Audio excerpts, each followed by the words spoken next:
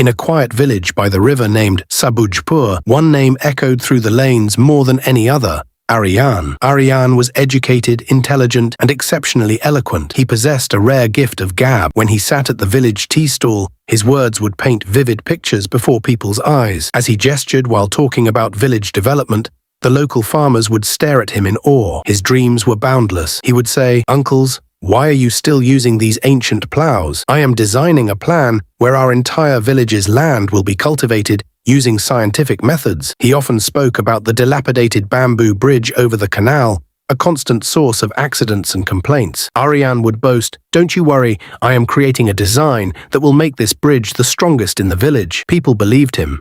There was such confidence in his voice that the villagers saw him as their savior. But days turned into months, and seasons changed.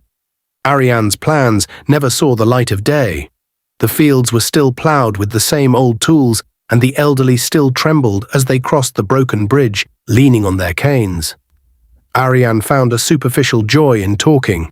He believed that planning was half the work, forgetting that the other half required rolling up his sleeves and getting into the dirt. In a corner of the village lived an old carpenter named Rehmat Ali. Nearly 70 years old, his hands were still as strong as steel. One day, Ariyan saw Rehmat Ali sweating in the sun, working alone to repair the wooden fence of his house. Ariyan stood there and began in his usual style. "Uncle, are you still working with these old methods? I was thinking of a design where wood joints could be fitted automatically." Rehmat Ali didn't even look up. He struck a wooden plank with a heavy hammer. Thud, thud, thud. Then, wiping his brow, he looked at Ariyan with calm eyes and said, "Ariyan, if I don't put up this fence, a pack of foxes will take my ducks tonight. Can your modern design guard my ducks tonight?" Ariyan laughed awkwardly, but Rehmat Ali continued, "I have heard your beautiful plans for years. Your garden, modern farming, that bridge. But son, tell me one thing, what are you actually busy with? Talking or doing?" At that moment, it felt as if the ground had slipped from beneath Ariyan's feet. The silence was heavy. That one question, busy talking or busy doing, pierced Ariyan's heart like an arrow. He couldn't find an answer and walked away with his head bowed. That night, Ariyan couldn't sleep. The sound of the hammer and that piercing question echoed in his ears. He looked at himself in the mirror and realized he had only built palaces of words with no foundation. The next morning, before the birds had even woken, Ariyan left his bed. He gathered an old axe and some rope from a corner of his room.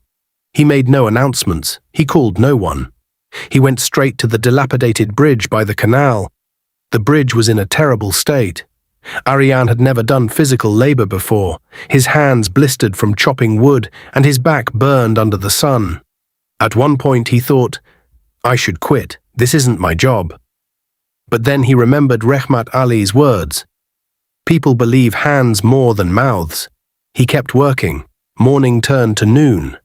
As the villagers passed by, they were shocked to see Ariyan working alone. Some mocked him, saying, "What's up, Ariyan? Is this a rehearsal for a new speech?"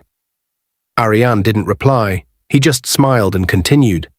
By afternoon, the village children gathered. Ariyan enlisted their help, and seeing them, a few farmers joined in too. Ariyan didn't share grand dreams. He simply said, "If we can fix this plank today, we can cross safely tomorrow." 2 weeks later, the bridge was finished. It wasn't as beautiful as one built by a professional engineer, but it was solid. The whole village began using it. For the first time, Ariyan felt a profound satisfaction that 1,000 speeches could never give him.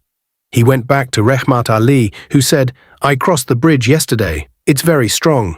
Ariyan lowered his head and said, "Uncle, it isn't perfect." Rehmat Ali smiled and replied, "Son, in this world, real things are worth more than perfect things. A small finished task is much greater than an unfinished beautiful plan. Words are cheap because they cost no labor.